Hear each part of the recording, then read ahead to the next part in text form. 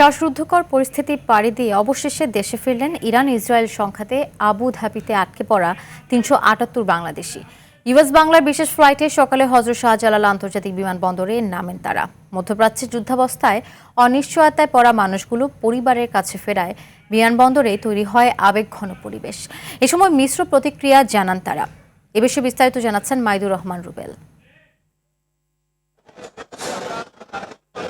ইরানের সাথে ইসরায়েল আমেরিকার হামলা পাল্টা হামলায় বন্ধ আকাশপথ, চলছে না কোনো বিমান। এ অবস্থায় অনিশ্চয়তায় পড়েন আবুধাবি সহ মধ্যপ্রাচ্যের বিভিন্ন দেশ থেকে ফিরতে চাওয়া প্রবাসী বাংলাদেশিরা। সন্তানের নিরাপত্তা নিয়ে উদ্বিগ্ন ছিলেন এই মাও। অবশেষে ছেলেকে কাছে পেয়ে আপ্লুত তিনি। আসতে সময় ভয় লাগছে, কারণ এই সময়টা আপনার আকাশে চলাচল বহুত রিস্ক। এখন এই কান্নার উপরে আছে, যতক্ষণ ধরে বাসায় না নিয়ে যাবো ততক্ষণ তো আর শান্তি নেই। এমন পরিস্থিতি আরব আমিরাত থেকে আসা বিমানের অন্য যাত্রীর স্বজনদেরও। কেউ কেউ ফুল নিয়ে দীর্ঘ অপেক্ষার পর উদ্বেগ কাটিয়ে জড়িয়ে ধরেন প্রিয়জনকে। নানা অনিশ্চয়তার পর দেশের মাটিতে ফিরে স্বস্তি প্রকাশ করেন তারা। গত পরশুদিন টিকিট কাটছি, আসতে পারছি। অবশ্যই মানে অনেক খারাপ লাগতো।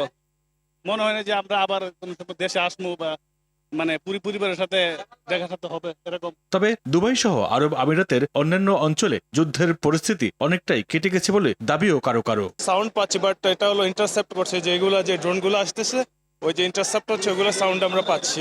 ইট means it's never come down. দেশের মানুষ হিসাবে আমাদের জন্য অনেক সেফটি আছে, ওরা অনেক সেফটি করতেছে আমাদের জন্য।